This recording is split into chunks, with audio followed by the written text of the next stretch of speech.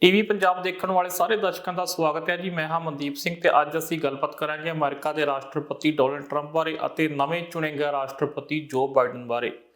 ਰਾਸ਼ਟਰਪਤੀ ਟਰੰਪ ਨੇ ਇਸ ਵਕਤ ਅਹੁਦਾ ਛੱਡਣ ਤੋਂ ਵੀ ਇਨਕਾਰ ਕਰ ਦਿੱਤਾ ਅਤੇ ਉਹਨਾਂ ਨੇ ਕਿਹਾ ਕਿ ਉਹਨਾਂ ਨਾਲ ਧੋਖਾ ਧੜੀ ਹੋਈ ਹੈ ਤੇ ਉਹ ਚੋਣਾਂ ਜਿੱਤ ਰਹੇ ਸੀ, ਧੋਖਾ ਕਰਕੇ ਉਹਨਾਂ ਨੂੰ ਹਰਾਇਆ ਗਿਆ। ਸੋ ਇਸ ਨਾਲ ਅਮਰੀਕਾ ਦੇ ਵਿੱਚ ਅਜਿਹਾ ਵਿਵਾਦ ਪੈਦਾ ਹੋ ਗਿਆ ਜੋ ਅਮਰੀਕਾ ਦੇ ਇਤਿਹਾਸ ਵਿੱਚ ਪਹਿਲਾਂ ਕਦੇ ਵੀ ਪੈਦਾ ਨਹੀਂ ਹੋਇਆ। ਸੋ ਕੁਝ ਗੱਲਾਂ ਉੱਤੇ ਅੱਜ ਚਰਚਾ ਕਰਾਂਗੇ ਕਿ ਕਿਹੜੇ-ਕਿਹੜੇ ਨੁਕਤੇ ਇਸ ਵਕਤ ਹੋ ਸਕਦੇ ਨੇ, ਕਿਹੜੀਆਂ-ਕਿਹੜੀਆਂ ਘਟਨਾਵਾਂ ਵਾਪਰ ਸਕਦੀਆਂ ਨੇ ਅਤੇ ਉਹਨਾਂ ਦਾ ਅਸਰ ਕੀ ਹੋ ਸਕਦਾ ਆ, ਕੀ ਇਤਿਹਾਸ ਦੇ ਵਿੱਚ ਉਹ ਘਟਨਾਵਾਂ ਹੋਈਆਂ ਨੇ, ਉਹਨਾਂ ਬਾਰੇ ਅੱਜ ਵਿਸਥਾਰ ਨਾਲ ਗੱਲਬਾਤ ਕਰਾਂਗੇ। ਸਭ ਤੋਂ ਪਹਿਲੀ ਗੱਲ ਤਾਂ ਇਹ ਹੈ ਕਿ ਅਮਰੀਕਾ ਦੇ ਰਾਸ਼ਟਰਪਤੀ ਡੋਨਲਡ ਟਰੰਪ ਜਿਹੜੇ ਆ ਇਸ ਵਕਤ ਆਪਣਾ ਅਹੁਦਾ ਨਹੀਂ ਛੱਡਣਾ ਚਾਹੁੰਦੇ, ਭਾਵ ਕਿ ਜਿਹੜੀ ਤਾਕਤ ਉਹਨਾਂ ਨੂੰ ਮਿਲੀ ਹੋਈ ਹੈ ਇੱਕ ਦੁਨੀਆ ਦੇ ਸਰਦਾਰ ਮੁਲਕ ਦੇ ਰਾਸ਼ਟਰਪਤੀ ਦੀ, ਉਹ ਤਾਕਤ ਉਹ ਨਹੀਂ ਛੱਡਣਾ ਚਾਹੁੰਦੇ। ਇੱਕ ਤਾਂ ਇਹਦੇ ਵਿੱਚ ਤਾਕਤ ਦੇ ਨਸ਼ੇ ਵਾਲੀ ਵੀ ਗੱਲ ਹੋ ਸਕਦੀ ਹੈ, ਪਰ ਇਸ ਤੋਂ ਇਲਾਵਾ ਹੋਰ ਵੀ ਬਹੁਤ ਸਾਰੀਆਂ ਚੀਜ਼ਾਂ ਨੇ ਜਿਨ੍ਹਾਂ ਕਰਕੇ ਰਾਸ਼ਟਰਪਤੀ ਡੋਨਲਡ ਟਰੰਪ ਜੇਕਰ ਇਸ ਅਹੁਦੇ ਤੋਂ ਲਾਂਭੇ ਹੁੰਦੇ ਨੇ ਤਾਂ ਉਹਨਾਂ ਨੂੰ ਵੱਡੀਆਂ ਮੁਸੀਬਤਾਂ ਦਾ ਸਾਹਮਣਾ ਵੀ ਕਰਨਾ ਪੈ ਸਕਦਾ ਹੈ। ਇੱਥੋਂ ਤੱਕ ਕਿ ਉਹਨਾਂ ਨੂੰ ਜੇਲ੍ਹ ਵੀ ਜਾਣਾ ਪੈ ਸਕਦਾ ਹੈ, ਕਿਉਂਕਿ ਉਹਨਾਂ ਉੱਤੇ ਬਹੁਤ ਸਾਰੇ ਅਜਿਹੇ ਮੁਕੱਦਮੇ ਚੱਲਣ ਨੂੰ ਤਿਆਰ ਨੇ ਜੋ ਫਿਲਹਾਲ ਉਹਨਾਂ ਉੱਤੇ ਨਹੀਂ ਚੱਲ ਸਕਦੇ, ਕਿਉਂਕਿ ਇਸ ਵਕਤ ਉਹ ਯੂਨਾਈਟਿਡ ਸਟੇਟਸ ਦੇ ਰਾਸ਼ਟਰਪਤੀ ਨੇ, ਜਿਸ ਕਾਰਨ ਉਹਨਾਂ ਉੱਤੇ ਕਿਸੇ ਵੀ ਤਰ੍ਹਾਂ ਦਾ ਕੋਈ ਮੁਕੱਦਮਾ ਨਹੀਂ ਚੱਲ ਸਕਦਾ। ਪਰ ਜਦੋਂ ਉਹ ਰਾਸ਼ਟਰਪਤੀ ਨਹੀਂ ਰਹਿਣਗੇ ਅਤੇ ਵਾਈਟ ਹਾਊਸ ਵਿੱਚੋਂ ਨਿਕਲਣਗੇ ਤਾਂ ਉਹਨਾਂ ਉੱਤੇ ਕਈ ਮੁਕੱਦਮੇ ਚੱਲ ਸਕਦੇ ਆ। ਪਰ ਰਾਸ਼ਟਰਪਤੀ ਕੋਲ ਇੱਕ ਇਹ ਵੀ ਤਾਕਤ ਹੁੰਦੀ ਹੈ ਕਿ ਉਹ ਕਿਸੇ ਵੀ ਵਿਅਕਤੀ ਨੂੰ ਮਾਫ ਕਰ ਸਕਦਾ ਹੈ, ਭਾਵ ਕਿ ਉਸਨੇ ਅਮਰੀਕਾ ਦੇ ਖਿਲਾਫ ਕੋਈ ਵੀ ਜ਼ੁਲਮ ਕੀਤਾ ਹੋਵੇ, ਰਾਸ਼ਟਰਪਤੀ ਕੋਲ ਇੱਕ ਤਾਕਤ ਹੁੰਦੀ ਹੈ ਕਿ ਉਹ ਉਸ ਦੀ ਸਜ਼ਾ ਜਾਂ ਤਾਂ ਘਟਾ ਸਕਦਾ ਹੈ, ਉਸ ਨੂੰ ਮੁਆਵਜ਼ਾ ਦੇ ਸਕਦਾ ਜਾਂ ਫਿਰ ਉਸ ਦੀ ਸਜ਼ਾ ਮਾਫ ਕਰ ਸਕਦਾ ਹੈ। ਅਤੇ ਬੀਤੇ ਸਮੇਂ ਵਿੱਚ ਕਈ ਲੋਕਾਂ ਨੂੰ ਰਾਸ਼ਟਰਪਤੀ ਡੋਨਲਡ ਟਰੰਪ ਨੇ ਮਾਫ ਵੀ ਕੀਤਾ ਹੈ। ਉਹਨਾਂ ਦੀ ਵੀ ਗੱਲ ਕਰਾਂਗੇ। ਗੱਲ ਇਹ ਵੀ ਕਰਾਂਗੇ ਕਿ ਰਾਸ਼ਟਰਪਤੀ ਖੁਦ ਵੀ ਆਪਣੇ ਆਪ ਨੂੰ ਮਾਫ ਕਰ ਸਕਦੇ ਨੇ ਜਾਂ ਨਹੀਂ। ਕਿ ਅਮਰੀਕਾ ਦੇ ਇਤਿਹਾਸ ਵਿੱਚ ਇਸ ਤਰ੍ਹਾਂ ਹੋਇਆ? ਜੀ ਬਿਲਕੁਲ, ਅਮਰੀਕਾ ਦੇ ਇਤਿਹਾਸ ਵਿੱਚ ਇੱਕ ਵਾਰ ਏਦਾਂ ਹੋ ਚੁੱਕਾ ਹੈ, ਪਰ ਉਹ ਕਿਵੇਂ ਹੋਇਆ ਉਹਨਾਂ ਬਾਰੇ ਵੀ ਗੱਲਬਾਤ ਕਰਾਂਗੇ। ਪਰ ਪਹਿਲਾਂ ਇਹ ਜਾਣ ਲੈਂਦੇ ਹਾਂ ਕਿ ਆਖਰਕਾਰ ਉਹ ਕਿਹੜੇ ਕੇਸ ਤੇ ਕਿਹੜੇ ਮੁਕੱਦਮੇ ਨੇ ਜਿਹੜਾ ਇਸ ਗੱਲ ਦਾ ਇੰਤਜ਼ਾਰ ਕਰ ਰਹੇ ਨੇ ਕਿ ਰਾਸ਼ਟਰਪਤੀ ਡੋਨਲਡ ਟਰੰਪ ਜਿਹੜੇ ਆ ਉਹ ਵਾਈਟ ਹਾਊਸ ਤੋਂ ਬਾਹਰ ਨਿਕਲਣ ਤੇ ਅਸੀਂ ਉਹਨਾਂ ਨੂੰ ਘੇਰੀਏ। ਜੀ ਹਾਂ, ਡੋਨਲਡ ਟਰੰਪ ਨੂੰ 6 ਮੁਕੱਦਮਿਆਂ ਦਾ ਸਾਹਮਣਾ ਕਰਨਾ ਪੈ ਸਕਦਾ ਹੈ। ਪਹਿਲੇ ਮੁਕੱਦਮੇ ਦੀ ਜੇਕਰ ਗੱਲ ਕਰੀਏ ਤਾਂ ਮੈਨਹੈਟਨ ਜ਼ਿਲ੍ਹਾ ਅਟਾਰਨੀ ਦੁਆਰਾ ਟਰੰਪ ਸੰਗਠਨ ਦੇ ਅੰਦਰੂਨੀ ਫਾਈਨੈਂਸ਼ੀਅਲ ਐਪਲੀਕੇਸ਼ਨਸ ਦੀ ਜਾਂਚ ਦਾ ਕੇਸ। ਇਸ ਦੇ ਵਿੱਚ ਟਰੰਪ ਦੇ ਨਾਲ 2016 ਦੀਆਂ ਚੋਣਾਂ ਦੇ ਦੌਰਾਨ ਕਈ ਅਮਾਉਂਟਸ ਦੀ ਪੇਮੈਂਟ ਦੇ ਸੰਬੰਧ ਦੇ ਵਿੱਚ ਕਈ ਸਵਾਲ ਖੜੇ ਹੋਏ ਸਨ। ਦੂਸਰਾ ਕੇਸ ਨਿਊਯਾਰਕ ਰਾਜ ਦੇ ਅਟਾਰਨੀ ਜਨਰਲ ਦਾ ਟਰੰਪ ਦੀ ਜਾਇਦਾਦ ਦੇ ਸੰਬੰਧੀ ਜਾਂਚ ਦਾ ਕੇਸ। ਟਰੰਪ ਨੇ ਫੋਰਬਸ ਦੇ ਸਭ ਤੋਂ ਅਮੀਰ ਲੋਕਾਂ ਦੇ ਵਿੱਚ ਸੂਚੀਬੱਧ ਹੋਣ ਦੀ ਕੋਸ਼ਿਸ਼ ਕੀਤੀ ਸੀ। ਤੀਸਰਾ ਕੇਸ ਮੈਰੀਲੈਂਡ ਅਤੇ ਵਾਸ਼ਿੰਗਟਨ ਡੀਸੀ ਦੇ ਅਟਾਰਨੀ ਜਨਰਲ ਦਾ ਐਮੋਲੇਮੈਂਟ ਕਾਲਜ ਦੇ ਮੁਕੱਦਮਾ। ਚੌਥਾ ਕੇਸ ਜੀਨ ਕੈਰਲ ਦਾ ਮਾਣਹਾਨੀ ਮੁਕੱਦਮਾ, ਜਿਸ ਦੇ ਵਿੱਚ ਟਰੰਪ ਦੇ ਉੱਪਰ 1990 ਦੇ ਵਿੱਚ ਜਬਰ ਜਨਾਹ ਦਾ ਇਲਜ਼ਾਮ ਹੈ। ਪੰਜਵਾਂ ਕੇਸ ਸਮਰ ਜੇਵਸ ਦਾ ਮਾਣਹਾਨੀ ਦਾ ਮੁਕੱਦਮਾ ਅਤੇ ਛੇਵਾਂ ਕੇਸ ਮੈਰੀ ਟਰੰਪ ਦਾ ਮੁਕੱਦਮਾ, ਜਿਸ ਦੇ ਵਿੱਚ ਰਾਸ਼ਟਰਪਤੀ ਦੀ ਭਤੀਜੀ ਦੁਆਰਾ ਧੋਖਾਧੜੀ ਦਾ ਮਾਮਲਾ ਹੈ। ਸੋ ਜਿਸ ਤਰ੍ਹਾਂ ਤੁਸੀਂ ਦੇਖਿਆ ਕਿ ਸਿਰਫ ਰਾਸ਼ਟਰਪਤੀ ਦੀ ਸੱਤਾ ਹੀ ਨਹੀਂ ਜਾ ਰਹੀ, ਬਲਕਿ ਉਹਨਾਂ ਉੱਤੇ ਕਈ ਮੁਕੱਦਮੇ ਵੀ ਚੱਲ ਸਕਦੇ ਨੇ ਜੋ ਉਹਨਾਂ ਨੂੰ ਮੁਸ਼ਕਲਾਂ ਵਿੱਚ ਫਸਾ ਸਕਦੇ ਨੇ। ਪਰ ਇੱਥੇ ਅਸੀਂ ਗੱਲਬਾਤ ਕਰ ਰਹੇ ਸੀ ਕਿ ਆਖਰਕਾਰ ਰਾਸ਼ਟਰਪਤੀ ਕੋਲ ਇੱਕ ਤਾਕਤ ਹੁੰਦੀ ਹੈ ਜੋ ਕਿ ਇੱਕ ਅਸੀਮ ਤਾਕਤ ਹੈ, ਜਿਸ ਦੇ ਵਿੱਚ ਇਹ ਹੁੰਦਾ ਕਿ ਉਹ ਕਿਸੇ ਵੀ ਵਿਅਕਤੀ ਨੂੰ ਮਾਫ ਕਰ ਸਕਦਾ ਹੈ।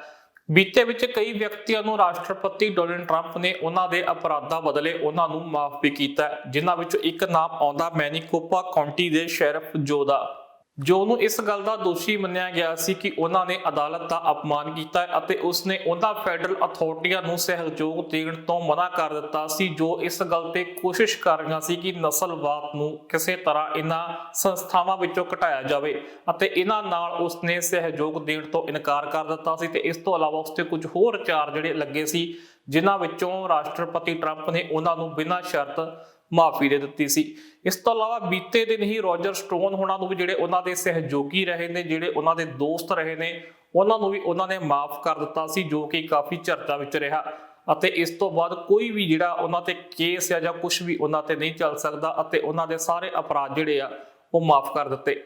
ਪਰ ਹੁਣ ਸਵਾਲ ਇੱਥੇ ਇਹ ਪੈਦਾ ਹੁੰਦਾ ਕਿ ਜਿਹੜੇ ਕੇਸ ਖੁਦ ਰਾਸ਼ਟਰਪਤੀ ਟਰੰਪ ਤੇ ਚੱਲਦੇ ਨੇ, ਕਿ ਉਹ ਖੁਦ ਨੂੰ ਮਾਫ ਕਰ ਸਕਦੇ ਨੇ? ਸੋ ਇਸ ਸੰਬੰਧੀ ਵੀ ਇੱਕ ਨਵੀਂ ਚਰਚਾ ਜਿਹੜੀ ਆ ਅਮਰੀਕੀ ਮੀਡੀਆ ਦੇ ਵਿੱਚ ਚੱਲ ਰਹੀ ਹੈ। ਸੋ ਇਸ ਤਰ੍ਹਾਂ ਪਹਿਲਾਂ ਚਰਚਾ ਇਹ ਚੱਲੀ ਸੀ ਕਿ ਉਹ ਆਪਣੇ ਆਪ ਨੂੰ ਕਿਵੇਂ ਮਾਫ ਕਰ ਸਕਦੇ ਨੇ ਜਿਸ ਤੋਂ ਇਹ ਗੱਲ ਨਿਕਲ ਕੇ ਸਾਹਮਣੇ ਆਈ। ਇਤਿਹਾਸ ਦੇ ਵਿੱਚ ਪਹਿਲਾਂ ਵੀ ਇੱਕ ਵਾਰ ਅਜਿਹਾ ਹੋ ਚੁੱਕਾ ਕਿ ਇੱਕ ਰਾਸ਼ਟਰਪਤੀ ਨੂੰ ਉਸ ਦੇ ਦੋਸ਼ਾਂ ਲਈ ਮਾਫ ਕੀਤਾ ਜਾ ਚੁੱਕਾ ਹੈ। ਇਹ ਹੋਇਆ ਸੀ 8 ਸਤੰਬਰ 1974 ਨੂੰ, ਜਦੋਂ ਜੈਰਲਡ ਫੋਰਡ ਨੇ ਰਿਚਰਡ ਨਿਕਸਨ ਨੂੰ ਮਾਫ ਕੀਤਾ ਸੀ।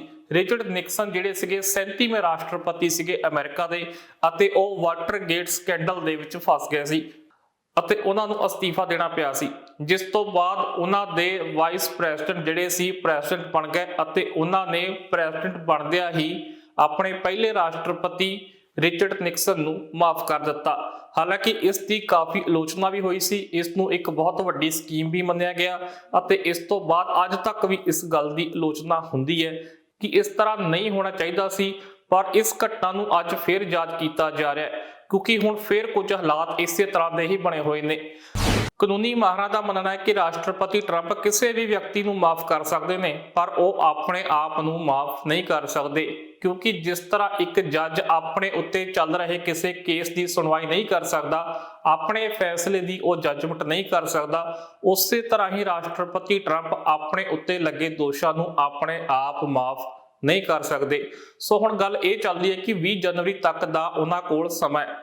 ਸੋ ਚਰਚਾ ਹੁਣ ਇਹ ਚੱਲ ਰਹੀ ਹੈ ਕਿ ਜਿਵੇਂ 8 ਸਤੰਬਰ 1974 ਨੂੰ ਹੋਇਆ ਸੀ ਕਿ ਪਹਿਲੇ ਰਾਸ਼ਟਰਪਤੀ ਨੇ ਅਸਤੀਫਾ ਦੇ ਦਿੱਤਾ ਤੇ ਉਸ ਤੋਂ ਬਾਅਦ ਜਿਹੜੇ ਵਾਈਸ ਪ੍ਰੈਜ਼ੀਡੈਂਟ ਸੀ ਉਹ ਰਾਸ਼ਟਰਪਤੀ ਬਣੇ, ਤਾਂ ਉਹਨਾਂ ਨੇ ਆ ਕੇ ਜਿਹੜੇ ਆਪਣੇ ਰਾਸ਼ਟਰਪਤੀ ਸੀ ਉਹਨਾਂ ਨੂੰ ਮਾਫ ਕਰ ਦਿੱਤਾ।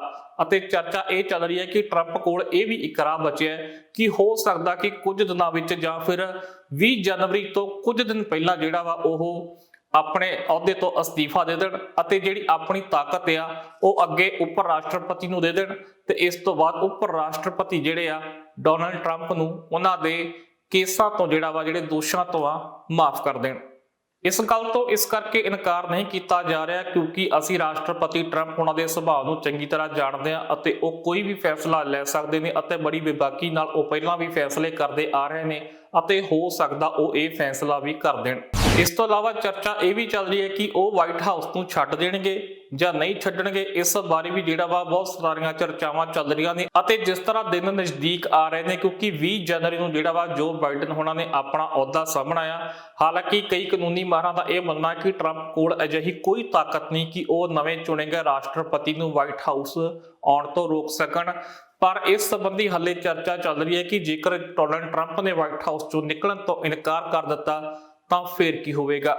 ਜੋ ਬਾਈਡਨ ਜਿਹੜੇ ਇਸ ਵਕਤ 46ਵੇਂ ਰਾਸ਼ਟਰਪਤੀ ਚੁਣੇ ਜਾ ਚੁੱਕੇ ਨੇ ਅਤੇ ਡੋਨਾਲਡ ਟਰੰਪ ਜਿਹੜੇ ਸੀ ਉਹ 45ਵੇਂ ਰਾਸ਼ਟਰਪਤੀ ਬਣੇ ਸੀ ਅਤੇ ਡੋਨਾਲਡ ਟਰੰਪ ਅਜਿਹੇ 11ਵੇਂ ਰਾਸ਼ਟਰਪਤੀ ਬਣੇ ਨੇ ਜੋ ਮੌਜੂਦਾ ਰਾਸ਼ਟਰਪਤੀ ਹੁੰਦਿਆਂ ਹੋਇਆ ਚੋਣਾਂ ਹਾਰੇ ਨੇ। ਪਰ ਇਸ ਤਰ੍ਹਾਂ ਦੇ ਉਹ ਪਹਿਲੇ ਰਾਸ਼ਟਰਪਤੀ ਬਣੇ ਨੇ ਜਿਨ੍ਹਾਂ ਨੇ ਚੋਣਾਂ ਤੋਂ ਬਾਅਦ ਹਾਰ ਕਬੂਲਣ ਤੋਂ ਇਨਕਾਰ ਕਰ ਦਿੱਤਾ ਹੋਵੇ ਅਤੇ ਚੋਣਾਂ ਵਿੱਚ ਧੋਖਾਧੜੀ ਦਾ ਦੋਸ਼ ਲਾਇਆ ਹੋਵੇ ਅਤੇ ਕਈ ਤਰ੍ਹਾਂ ਦੇ ਲਾ ਸੂਟ ਫਾਈਲ ਕਰਨ ਵਾਲੇ ਉਹ ਪਹਿਲੇ ਰਾਸ਼ਟਰਪਤੀ ਬਣੇ ਨੇ। ਸੋ ਇਸ ਸੰਬੰਧੀ ਜਿਹੜੀ ਹੋਰ ਜਾਣਕਾਰੀ ਹੋਊਗੀ ਉਹ ਵੀ ਅਸੀਂ ਤੱਥਾਂ ਸਮੇਤ ਜਿਹੜੀ ਤੁਹਾਡੇ ਅੱਗੇ ਪੇਸ਼ ਕਰਦੇ ਰਹਾਂਗੇ।